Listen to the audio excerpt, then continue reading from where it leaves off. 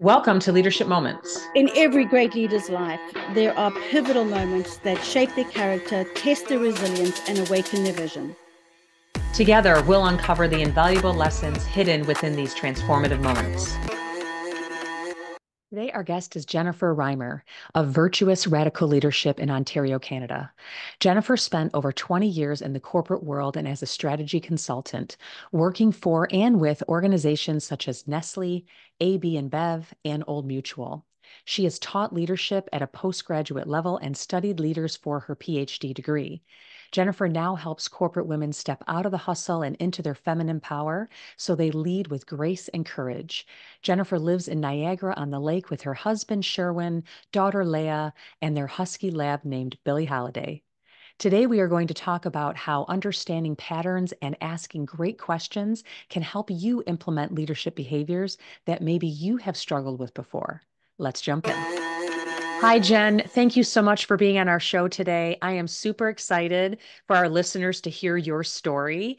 So why don't we dive right in, and why don't you talk about, you have a great story when you were in corporation and how it defined you as a leader. Yeah, thanks for having me. I'll jump right into it. Listening to your podcast, I was trying to think about one moment that was sort of a highlight for me. And there are so many small moments that shifted and changed things in my life. So let me start with a little bit of backstory. I'm Canadian and I moved to South Africa in 2009 on a whim. I wanted to work in sustainability and socioeconomic development. And I had this opportunity to go there that didn't actually even pan out when I got there. But I went and I ended up working on a research project actually for Harvard University for about a year, making a pittance. I loved it. I got to travel everywhere. I was in Kenya and Rwanda and all these interesting places. After a year, I was starting to get low on cash. It fell on my lap, this job from Nestle. Somebody called me up and said Nestle needed help. I had worked previously in Canada for Nestle. And so I took it because I needed the cash. So I thought I'd gotten off the corporate ladder and I got back on. And there's a whole story about going back to corporate after leaving, but I'm going to focus in on what I was doing in this job. My job was to roll out a strategic process. At the time, Nestle in South Africa had quite a lot of disjoints between their sales, marketing, finance teams. And so they hired me to roll out a new process that was going to help align all these different teams. It was a senior leadership role. This was the kicker. I didn't have the title, like director title or something like that. And so I had to lead this group of 80 to 100 people. So it meant I was documenting processes. I was training people on what this process was going to be. I was creating strategic templates, facilitating workshops to help people develop their strategies. But they had to follow this new process. And because I didn't have a big title, all of this felt very bold and audacious to me. My boss was on the executive team and he gave me permission to do this. He gave me the backing to do it. It felt really bold for me to just walk in there from another country and tell all these people what to do. And I learned a couple of things from this. One was in this very particular moment, and another one was years later. So I want to talk about the in-moment one first. So because I didn't have this title and everything felt so bold and bossy, the way I went about rolling out this process was to politic, which to me was trying to get buy-in from everybody. So I spent my days, literally all day, talking to people, getting people's opinions about how this should roll out. I saw it as getting buy-in, but I think it was also looking for people's direction because some of these people were above me.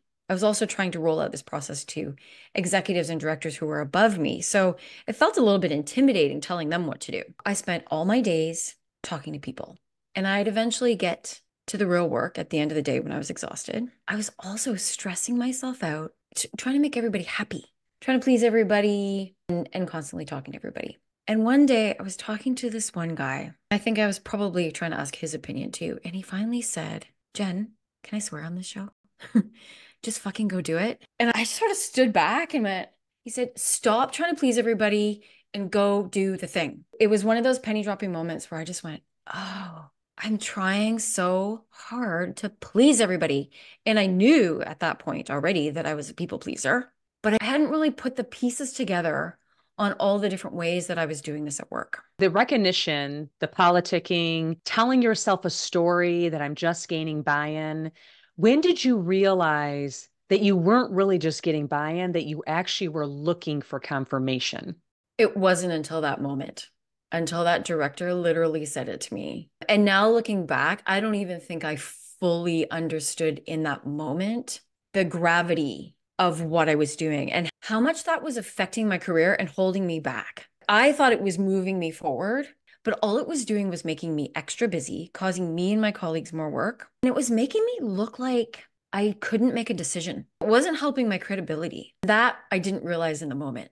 I only realized that years later. That's really great points. Sometimes when we hear feedback, it's hard to hear because we believe that we're doing everything right. You obviously have best intentions when you're doing it, and they're telling you to go a different direction than how you were planning on. How did you take that originally, and how did you transform that to really force yourself to start taking the initiative and moving forward? Oh, it's such a good question. The way I did it at first was I just pushed myself to try to do it. Like the way when you go on a diet and you just try to willpower yourself into not eating, but actually there's a whole bunch of emotional stuff you have to deal with first. When you go on a diet and you're eating when you're sad, you've got to actually deal with the sadness before you can stop eating. There's no amount of willpower that's going to help you stop eating the ice cream. In this case, I tried to kind of just pressure myself and discipline myself into making decisions.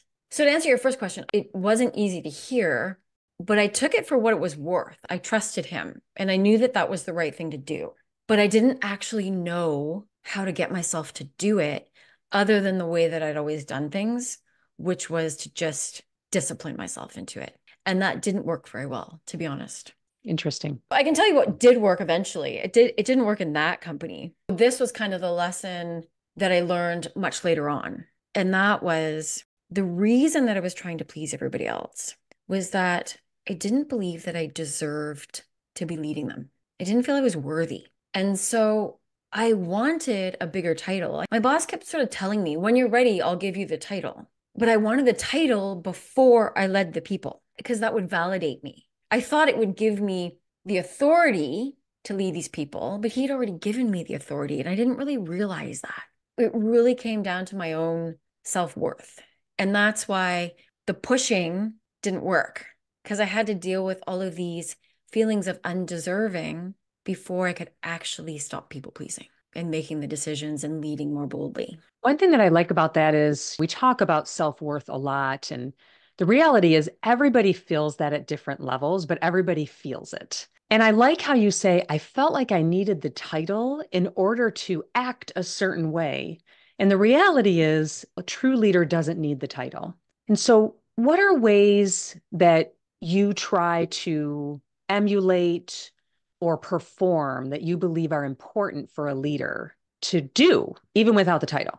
It's a good question. And my first reaction is to start thinking about all the behaviors of a great leader, which is what I used to teach when I taught leadership at a college level. And I left teaching at a college level because I know that that doesn't work. Instead of giving you kind of the behaviors that I started to do, I'll tell you what I did. And now I work with women to help them do this.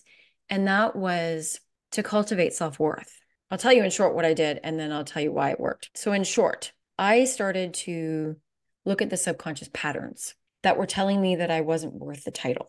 And once I started to release those patterns, I started naturally acting the title. I didn't start with the behaviors. I started with the self-worth. I didn't even know at first what that meant. Like, what is self-worth? I have confidence at work. What do you mean? I was very confident that I could take a strategy and get it implemented and get it done.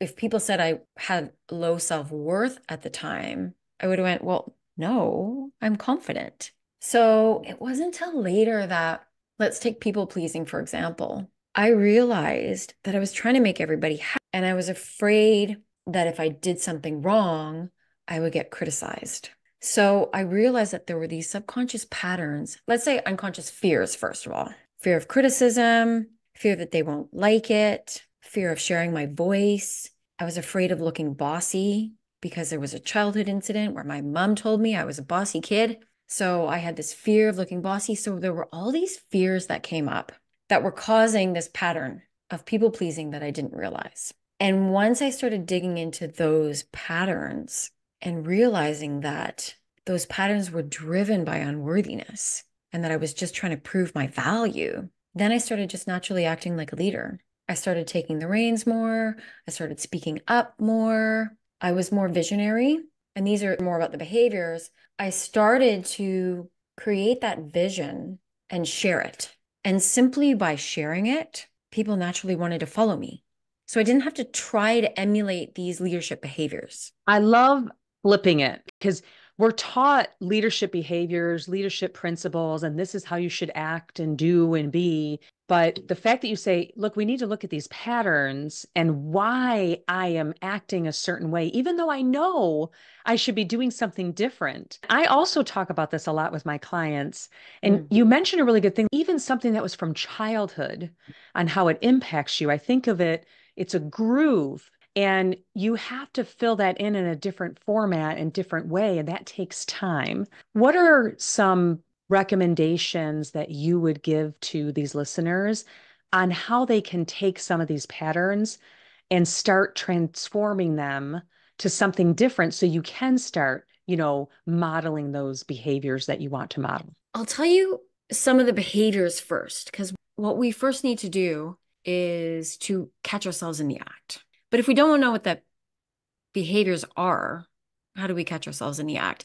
And what I find is that a lot of people who have gotten to a certain level of leadership already know what they're doing. They just don't always know how to stop it. So I kind of knew I was a people pleaser, but I wasn't always catching myself in the act. And when I did, I didn't know how to stop it. I just pushed through, like I said. In my programs, I talk about what I call the 6 managerial masks. I'll briefly just talk about the 6 of them, and then I'll talk about one maybe. People pleasing, as we talk about, perfectionism, and problem solving, or what I call firefighting. Those are the 3 Ps. And then there's 3 Os, over responsiveness and over accountability. A lot of people can recognize these things in themselves. Some people know, they'll say, I know that I'm a perfectionist. I just don't know how to stop it. Or I know I'm an overanalyzer. I get analysis paralysis, is like the cliche word, but they don't necessarily know how to pull themselves out of it. Step 1 is understand what these 6 are and how they start to show up in your life. And I can go through a couple if we have time. Once you know what those 6 are, what I tell my clients to do is set an alarm for 5 times a day, and at a minimum 3 times a day, maybe like on a break or a lunch hour kind of thing, and ask themselves and actually write down, what are they doing? What have they been up to? What have you been doing this morning if it's at lunchtime? Is it something that you needed to be doing? And then did it need to be done today? And when we start asking ourselves these questions, then you can start to go, oh, I was being a perfectionist. I was working on this report and I actually didn't need to do this report today, or I was doing this report, but it didn't need to be done really that perfectly because it's just for my team. It's not being presented to the board. So why was I trying to perfect it? And that's how you can start to catch yourself in the act. And then the next step is to ask yourself what you were afraid of in that moment. Once we start to understand our fears, so fear is like, am I going to get criticized? Am I unsafe in some way? Or am I going to feel a negative emotion? It's usually we're doing these things because we fear negative emotions. Am I going to feel ashamed? Am I going to damage my reputation? Could I be embarrassed? Could I feel guilty? Using our example of perfectionism in a report, what was the fear underneath it? And when we start to uncover those fears, then it becomes easier to catch yourself in the act and easier to release it, because you can release a fear once you acknowledge it. Those are what I would say would be the easiest quick win steps to start digging into not only self-worth, but what's underneath some of these behaviors. Very powerful questions. I love the self-reflection, needing to be honest with yourself as you ask yourself those questions. The what are you afraid of is a very common question I ask myself and I ask my clients all the time. It's a very powerful question. Out of the 3 Ps and the 3 Os, is there one that tends to occur more often that people find themselves in? People pleasing. I think it's possibly because people pleasing tends to be sort of inherent in the other ones. I'll give you an example. What I call over responsiveness. It's kind of self-explanatory. It's that I need to respond to this email right now. I need to accept the meeting notices, even though I don't need to be in the meeting, but I feel guilty saying no, or I don't want to.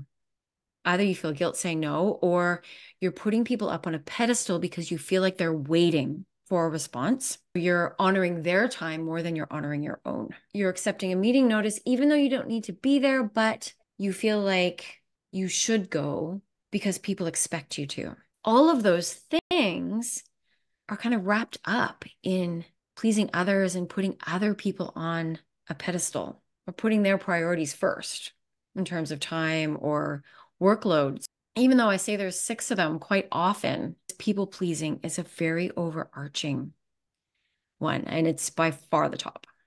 You gave some powerful questions that you could ask yourself, even in the people pleasing, if you found that you're that way.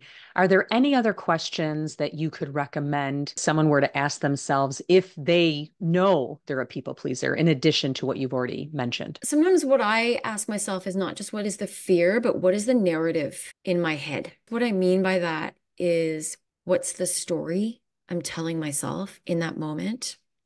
I do this at home all the time with my husband. I used to get really upset when he didn't load the dishwasher properly, being my way of doing it. And that's my perfectionism, which, just as an aside, is a very sneaky one because I didn't think I was a perfectionist. I got good grades in school. I got 80, 85s in school, but I wasn't the one getting the 90s and 95s.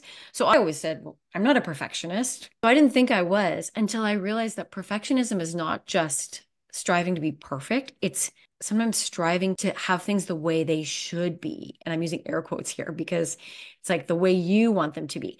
So in this case, like with the dishwasher, I get really irritated with my husband when he didn't do it right, so-called right. And eventually I had to ask myself, what's the story I'm telling?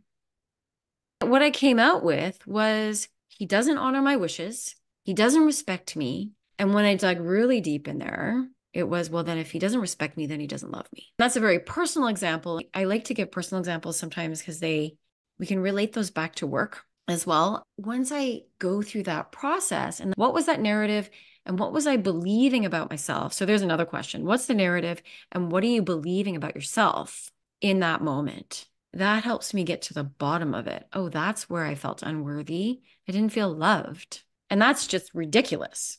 He still doesn't load the dishwasher properly. And I've given all of that up now because now I know that that doesn't mean anything about how lovable I am or how much he respects me. He just can't. It's impossible for him. I've accepted that. Once we get to the bottom of them, of what's irritating us and triggering us, then the behaviors just go away or new behaviors just replace them. It's a great example. I agree with you. Some people would be like, load the dishwasher, who cares? But when it matters to you, it can be a trigger, and understanding that and saying, you know what, this is probably a little unusual. So maybe I should ask myself these questions. I like how you do that. How do you hold yourself accountable to try to self-identify and ask yourself these questions when you're going through that? I was going to say it's easy for me to hold myself accountable because I'm so fascinated with human behavior. However, on second thought, that's not exactly correct because I still don't like to look at my own behavior and I don't like to be honest with myself. That's the part that takes some discipline. I stacked up the evidence and I had enough evidence of when I did these things, I started to change without trying anymore. It started to become naturally and I stopped acting like a monster at work. I stacked up some evidence for it. That coupled with this fascination that every time I figured out the narrative, I had this aha moment that was satisfying. But the hardest part is being honest with myself and not wanting to actually dig in and understand where that negative feeling came from. That's the hardest part because usually it comes from some shameful moment like the one I mentioned earlier when my mom told me I was bossy when I was 4. You don't want to remember those occasions. For those, I do have to discipline myself into being honest with myself and remember how good I feel later. Once you start to let these things start, you'd probably know this, Stacey, things start to flow and you start to feel good. So I have to remember those. It's getting a little bit of recognition encouraged you to move forward. Okay, the work I'm doing is really helping. It is helping me move forward. Hopefully sharing it with others too, and having a coach as well can help you through that. So totally agree with you. I definitely had various coaches throughout the whole process who were forcing me a little bit. That helps. Yes, definitely. Good. I'd like to go back to almost the beginning of our conversation where you were talking about that one leader that told you to move forward when you were at Nestle. And you said a comment of, it's because I trusted him. What do you think leaders need to do to build that trust? So when they do give that feedback to team members, that team member will do it and hear it. You have to show that you can do it yourself. This guy in particular, if any of your listeners are from South Africa, they would know. He was this kind of big, burly Afrikaner. He'd been in the army, and anyone who's been in the South African army is like hardcore. And yet this guy was able to show vulnerability. And I know that's kind of a cliche word right now, but there were occasions where he would backtrack himself. He would say, you know what? I was wrong there, and admit when he was wrong and apologize. Seeing that in a guy where it would be unexpected helped me to trust him. That's what I would say would be the easiest way to gain trust, is just to be that open. That's great. All right, there's that sound. So it's time for some fun questions. Are you ready for those questions? Yeah. All right. The first one is, what is your favorite sound? In the summertime, when the windows are open, it's that sound in the morning when I first wake up of the birds and the leaves rustling. There's nothing I like more. It's that peaceful awakening that just starts my day on the right foot. That's great. Yeah, agreed. All right. Number 2, if you could instantly become an expert in something, what would it be? Ooh, singing. I'll tell you why. I used to sing, never professionally. And it was one of the ways that I forgot about time. I was part of this band camp. I was put in this band, basically, of strangers I'd never met. I thought I was going to be a backup singer, and they said, I know none of us sing, so you're the lead. And it was the scariest thing I've ever done. We weren't singing professionally, but we had to sing in front of many people. I was an okay singer, but if I could just like take a pill and have that grand voice with a huge range, so I could just step into those moments of complete presence, that would be amazing. Well, I have to ask, if you had to have a voice, maybe it's another singer, maybe because it's the range or whatever that is, whose voice would you want to have? There's a few. The first one that comes to mind, though, because I was listening to Respect on the weekend, just that range, Yes. just that range and that power she has in her voice is just so, it was just so phenomenal. Yes, she absolutely was. And being a Southeastern Michigan Detroiter, and that's where she's from, I'm a big fan. Well, Jen, thank you so much. Really good pieces. I love the 3 O's and the 3 P's. I love looking at the patterns and asking yourself really hard questions to be honest with yourself in order to change those leadership behaviors and actually understand them and implement them in your own authentic way. Different ways that you can build trust with your team as well. Thank you so much. Really appreciate it. Thank you so much, Stacy. It's been a pleasure. And that concludes another episode of Leadership Moments. We hope you found inspiration and valuable insights in what we shared today. Remember, leadership is not defined solely by titles or positions, but by the choices we make and the moments that shape us. Embrace the challenges that come your way. They may be the very moments that propel you toward greatness. We'd love to hear your thoughts and stories as well. Connect with us on our website at leadershipmomentspodcast.com or through social media on Instagram at @be the game changer. And Stacy Castor _. Remember, your leadership moment could be just around the corner, waiting for you to seize it. This is Stacy Castor, and what doesn't challenge you won't change you. This is Tracy Ann Palmer, and be the change you wish to see in the world.